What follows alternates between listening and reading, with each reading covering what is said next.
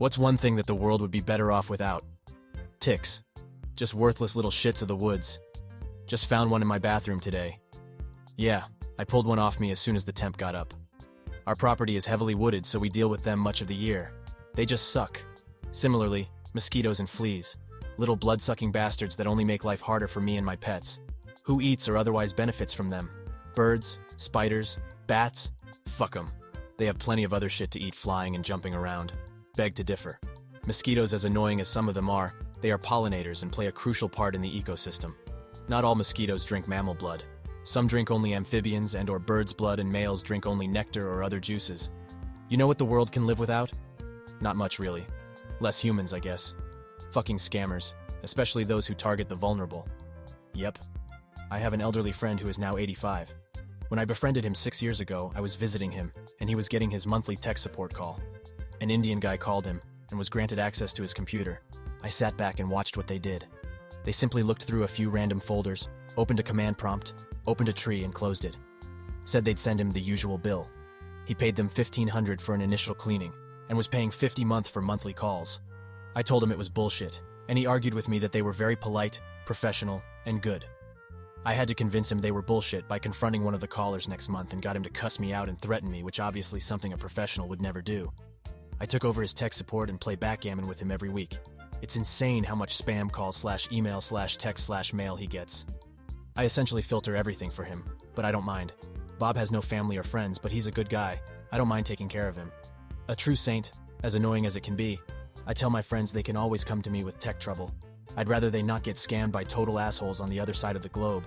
It's insane the amount of them that not only know what they're doing is wrong, but still do it anyway, and then laugh at their victims. It really sickens me how these people sleep at night. Yo, it's me, the IRS. Anyways, you owe us $1,000 in Apple gift cards?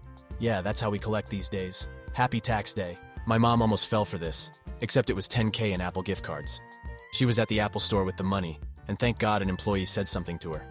She got super defensive when the employee asked why she needed the gift cards, and then the employee said, "Ma'am, you need to go call someone in your family because this doesn't seem right." My brother told her she needed to buy the entire staff of that Apple store dinner, and then personally thank the employee who saved her from a $10K scam. When we asked her why she felt someone calling her demanding $10K in gift cards to pay the IRS seemed legit, she replied with, "He used a lot of technical terms. He said I was going to be arrested, and I'm just a little old lady." I honestly think she knew something was off, but her pride got the best of her. As a result of this incident, we have started to watch her spending a lot more, and she now does ask us more questions if something seems weird, but sadly I have seen just how easy it is for people to fall for these scams. Child molesters. Molesters in general, really. Moles too. Paparazzi. Like, FFs I don't care how insert celebrity dresses to get their mail. I won't lie. That one time Daniel Radcliffe dressed in the same outfit for a few months, so that the paparazzi couldn't use pictures of him, because they would all be assumed to be taken the same day, was pretty funny. Corporate lobbying.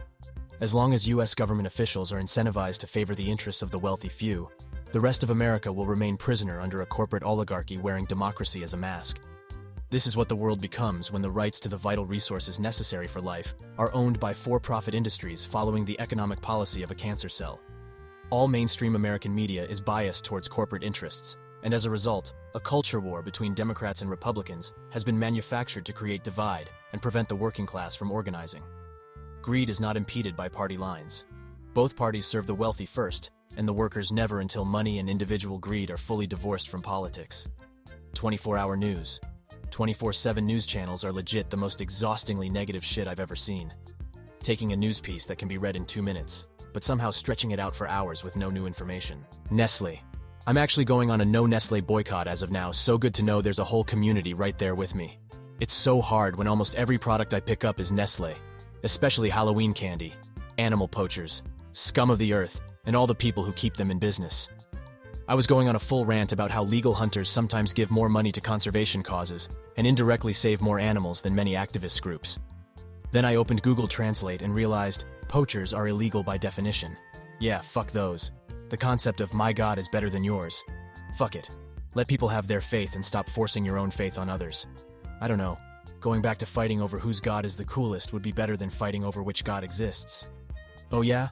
Well, Thor once drank so deeply that the oceans receded, and that's why we have the tides. Corruption. Just imagine how many problems could be solved if politicians actually cared about their constituents. Not to be cliche, but geez, I didn't expect this to blow up. It's a crazy feeling when you wake up to 116 notifications from Reddit when you were expecting none. Some context behind my answer. I live in South Africa, and for those that don't know, it seems as though a new corruption scandal is discovered every day. From COVID-19 fund misappropriation to splurging funds on suspicious businesses with no formal address.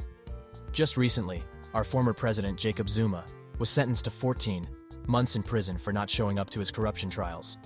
Social media. Hell, 90% of the internet for that matter. Edit. The irony of me writing this on a social media site is not lost on me. I'm sad I had to scroll this far to find it. I thought of this instantly. 5-day work week. I am a magical genie, your wish is granted. 6+ day work week for all. I know I shouldn't have purchased my magic lamp from the US.